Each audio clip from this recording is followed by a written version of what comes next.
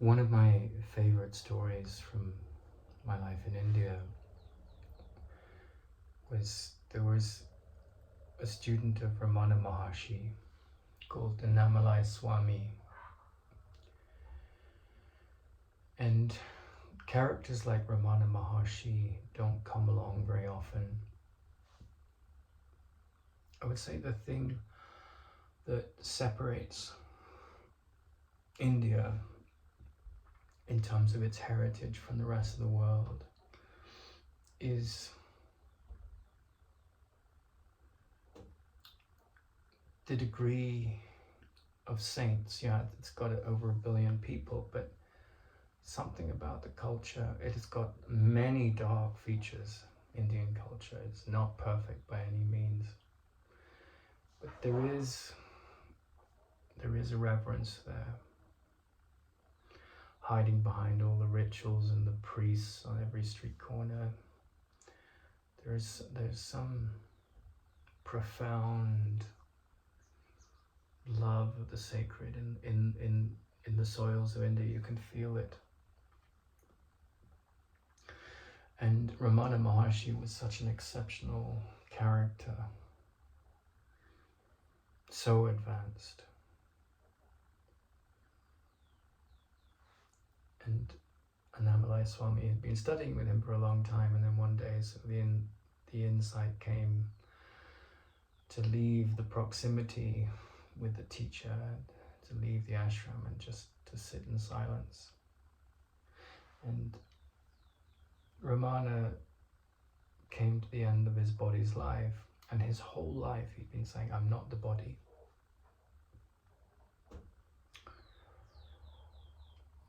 But people make idols out of sports stars, out of gurus, out of cigarette brands. I mean, you can make an idol out of anything. Attachment to idols is universal. And Annamalai Swami was a very simple man, very profound.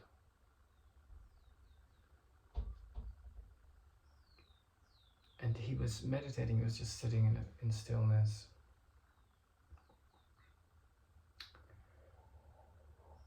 And the picture of his teacher fell off the wall. And he just knew that Ramana had died, the body had come to its end.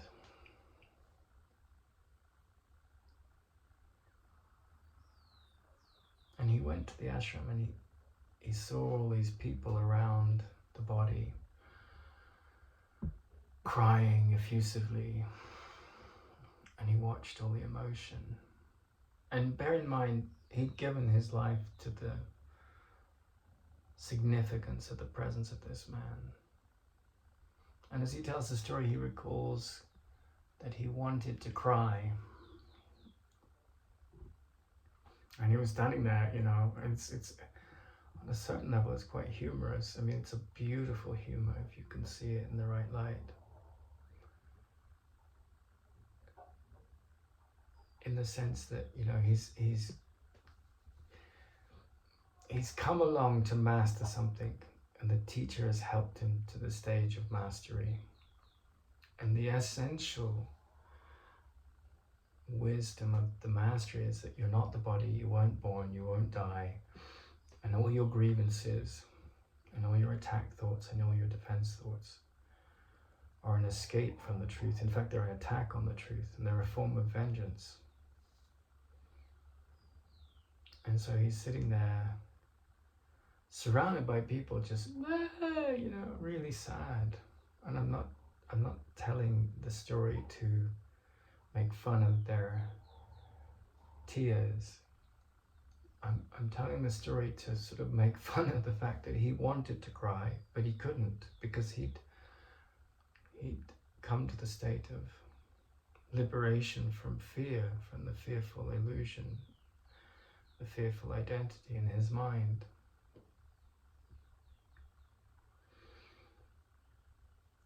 And there's a beauty in that, We wake each morning, we hear the birds singing, we hear the noise of the town, the city, the countryside. We have our daily tasks. I've just been feeding the chickens as I made bone broth, and I had to whittle it down, and everything on the planet. In the moment a baby bird is born, a baby animal is like, mommy, mommy, feed me, you know. And we go through life, you know, we have to rest every night and we have to eat. And it's like unending, and then the scientific mind comes in and it wants to measure everything, and it starts to understand the phenomena, and it builds technological solutions, and the medicine gets better and our lifespan gets longer. But then we still have to feed the body, and we have to deal with the sorrow of the loss of loved ones. And I told this story in a university degree in Britain, and I was crucified. I was crucified for telling this story.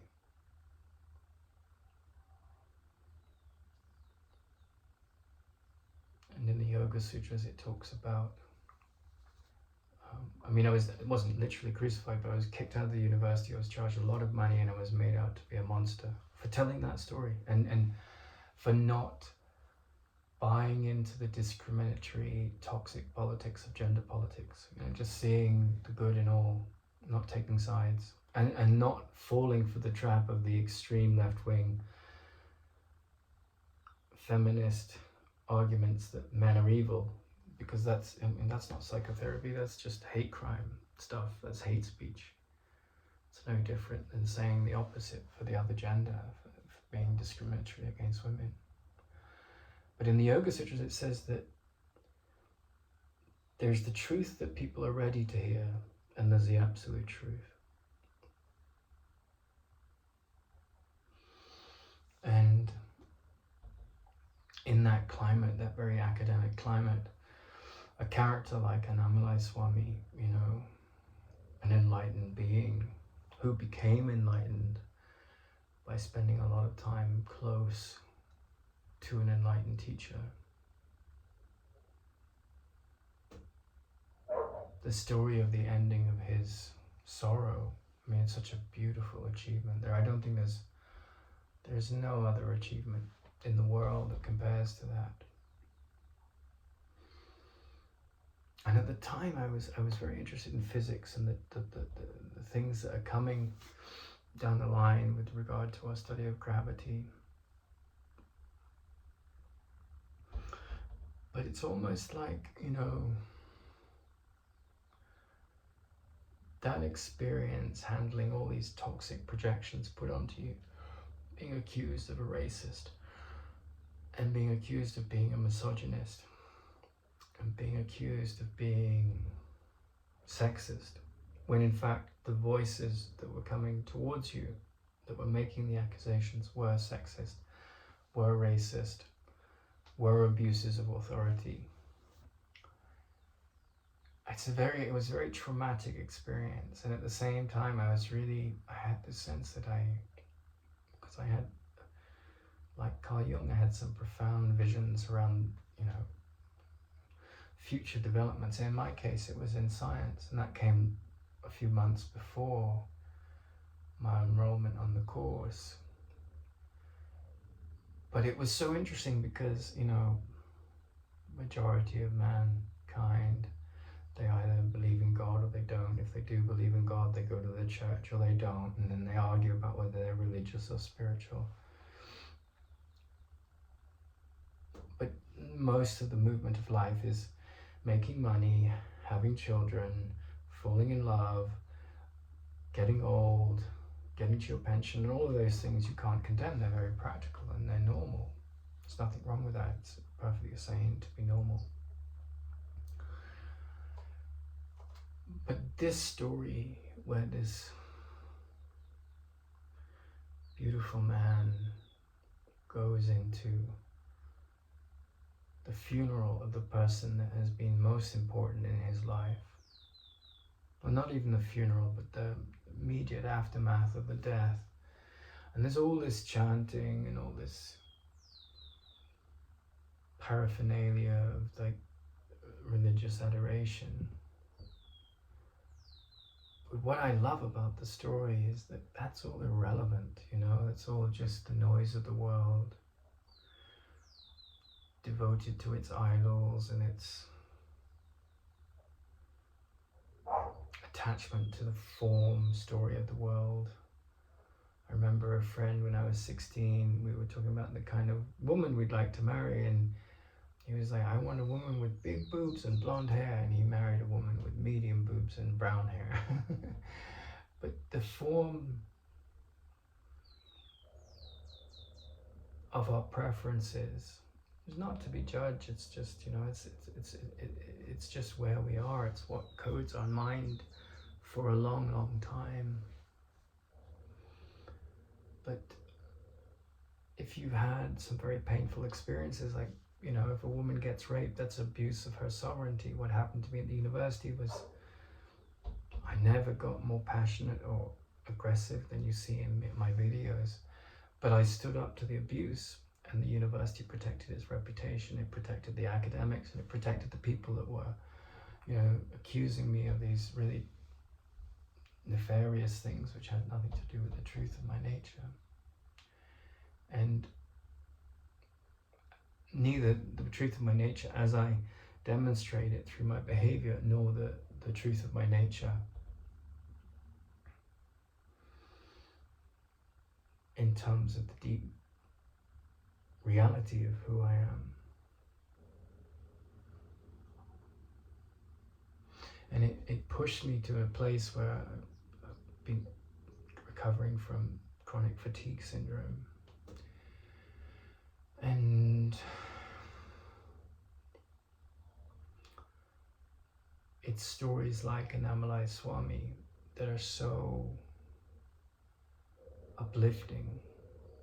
Just that one moment, you know, you have all these psychotherapists and you have all these spiritual teachers, and they've got all their techniques and all their followers, and I'm not judging any of those people, but just the profound significance of that moment. That there's a man that's really devoted to emancipation from fear and suffering, and in the presence of someone who's achieved that. And it's not really an achievement, it's more of a detachment from all the lies about yourself, because an achievement gives you the impression that you have to do something, but it's really an undoing. And so to me, it is like the ultimate celebration, the ultimate birthday party, the ultimate joy. Metaphorically is this moment where Annamalai Swami comes into, you know, and he tells the story, but no one was watching him per se. It wasn't a big news event. Everyone was crying at the loss of their teacher. And he didn't want to be a teacher. He said, don't make me into a teacher. I'm not your teacher. But he knew his example had a certain power, because he knew that where he had arrived, everyone unconsciously wants, you know, to be free of the ego. I'm speaking of Ramana now. But this sort of very quiet moment in human history, and I'm sure it's happened many times in other places, but it's just, if you had to produce a movie of this story, because you've got, you know, Jesus on the cross, and you've got Buddha and his students, and all these people that get these epiphanies and these revelations. But often that comes with a religious belief system, and it becomes, you know, all these religious people and theologians and priests argue over the significance of this character and his actions and his dream and his experience. And it's so simple in the story of Annamalai Swami, because we've got video footage of him, we saw him alive. And it's this contrast between walking into the ashram, surrounded by people wailing and crying and destitute in their sorrow, and this other man who's like I should cry.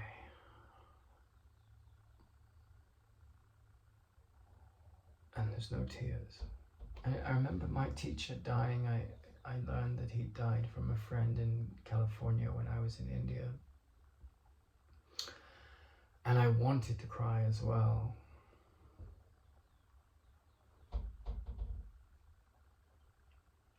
And I couldn't. And I'm processing the fact that I told the story in public of the abuses that happened to me, because the university is trying to charge me for a degree that I entered no assignments in on, where I was chronically abused. I was threatened with physical violence. I reported it. I reported the abuse of academic authority. One of the professors accused me of using the word caste in a way that was offensive to her. And I was talking about the caste system, having lived in India for 10 years, not trying to promote it. But there was all this political correctness, and it was just like, there's a part of me that has to, figure out what to do with that, because I refused to pay the money for that abuse that happened to me. Why would I do that? I didn't do anything wrong. And then all of the drama around those petty grievances and toxic ego activities, all of the, he said this, he's a bad person, blah, blah, blah, and all the insecurity that goes with that. It's got nothing to do with psychotherapy.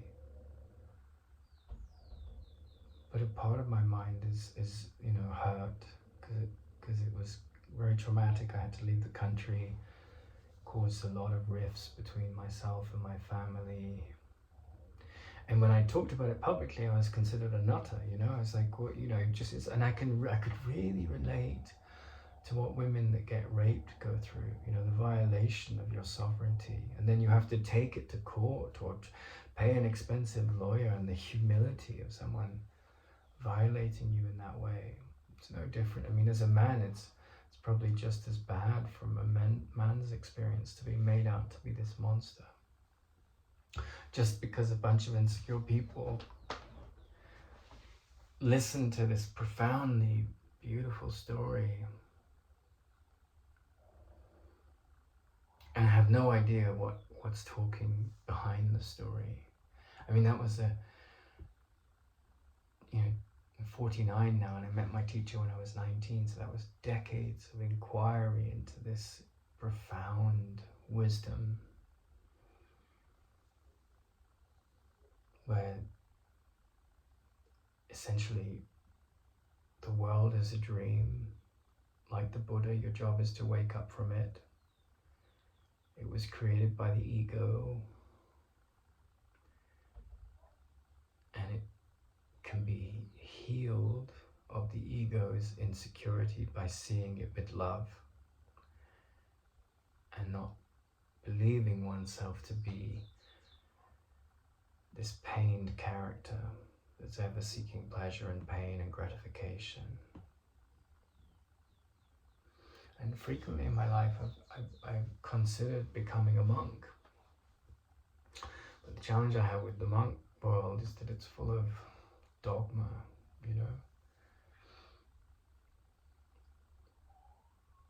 and I don't believe in dogma. You could say what I just said was dogma to an extent, but you don't have to believe any of that, and I wouldn't force that set of ideas on anyone. I talk about it because it makes sense from my experiences, but it doesn't mean you have to agree with me. In fact, you shouldn't. You should find out if there's some depth or truth to it. But really, that is just a story about the nature of reality as we see it, the physical world, and our experience in it. But I've had enough inner experiences to recognize at that moment when Annamalai Swami walks into the ashram, and all he's done is explore the question, who am I? He's explored it with a passion and a pure heart.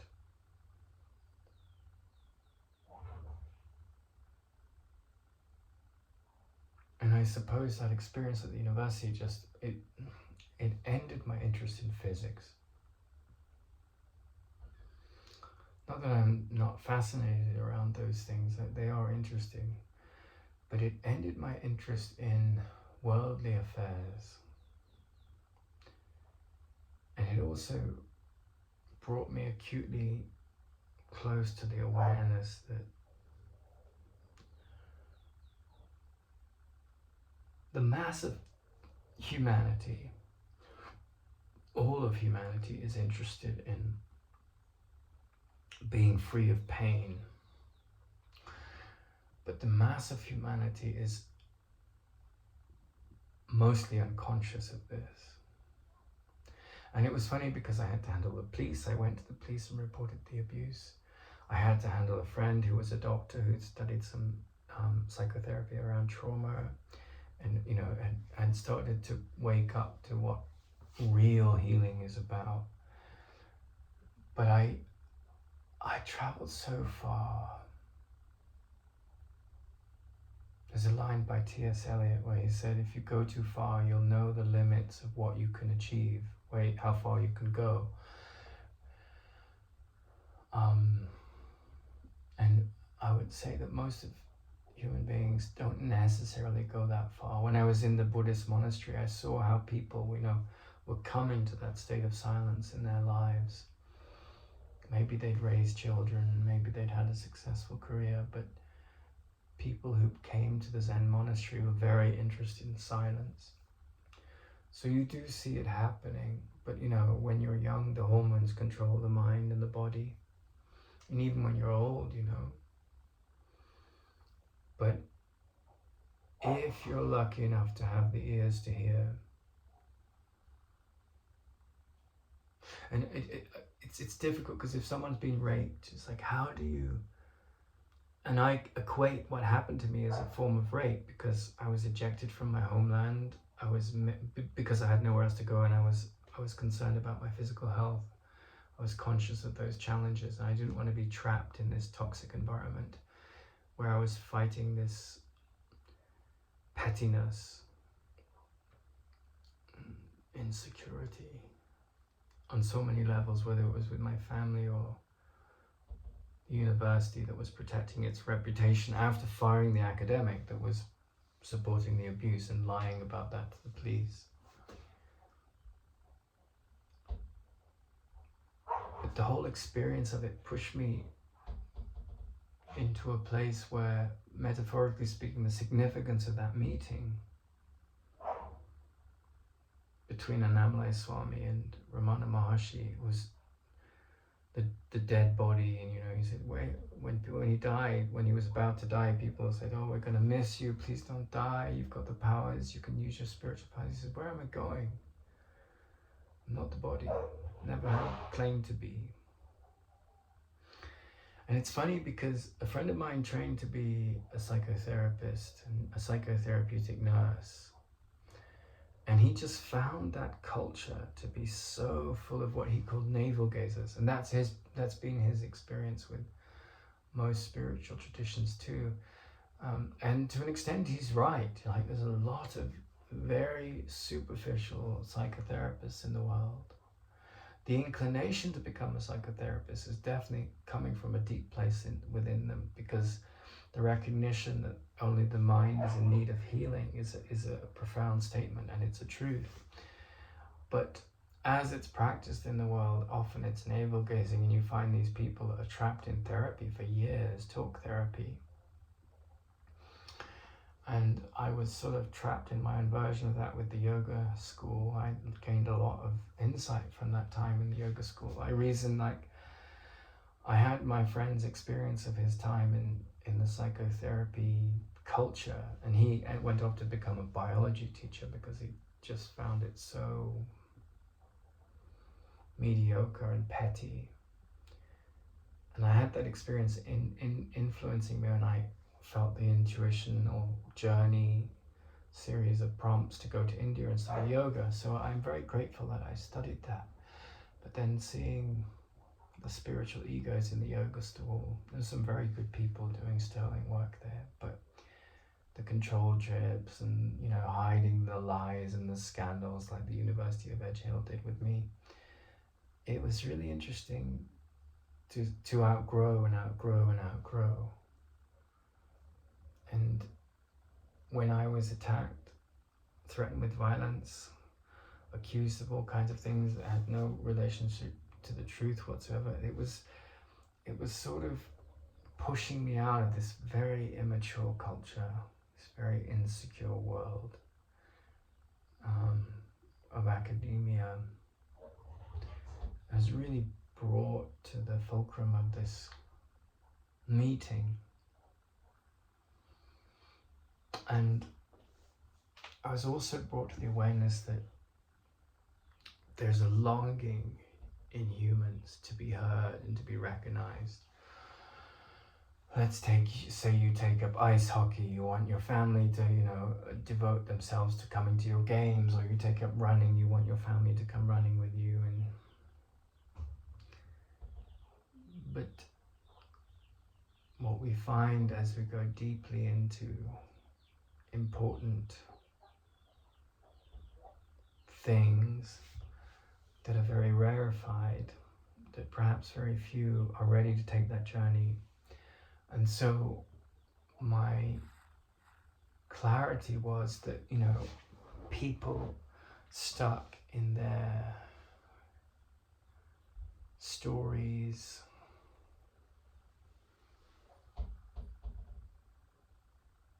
bound up in their dramas, just as I have been.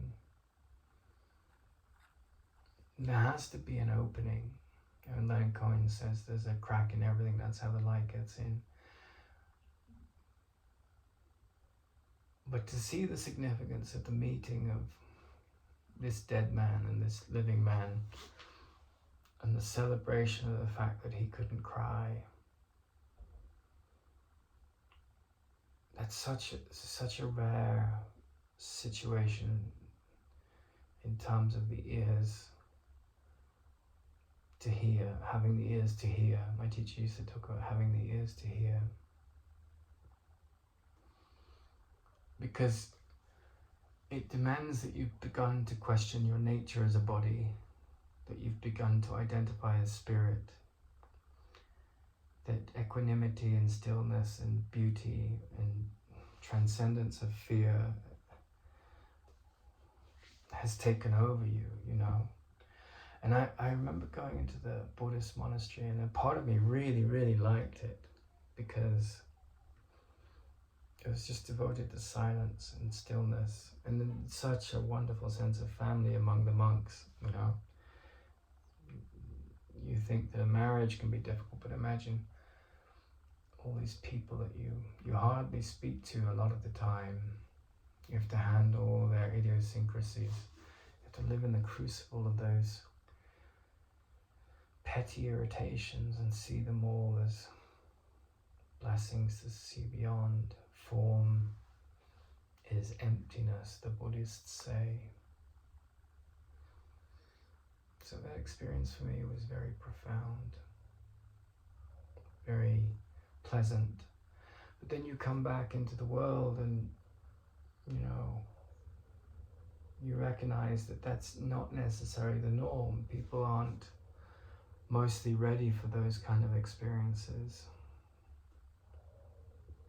But you live with this awareness of the meeting between Annamalai Swami wanting to cry. You know, we usually associate death with sorrow, but in this case there was no vindictiveness in his jubilation. It was just this quiet awareness that this chapter of his physical life with this character that was in it had ended. But form is emptiness, nothing had really changed. So, you know, the Yoga Sutras are accurate in that sense that there's the absolute truth. The absolute truth is what Annamalai Swami was experiencing.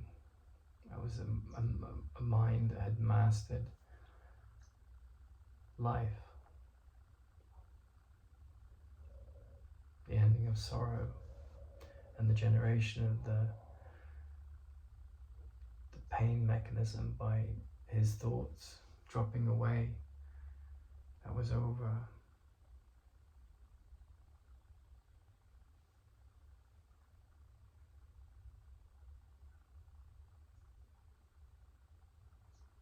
It was such a simple life. And the product of all that drama and ego daggers and misandry. Misandry is hatred of the masculine, right? I was accused of being misogynist. I have no hatred of the feminine. But it pushed me in the direction of Annamalai Swami's kind of life. I've been there a lot in my life. But now I'm just determined to do whatever I can to manifest that kind of life, with or without a partner.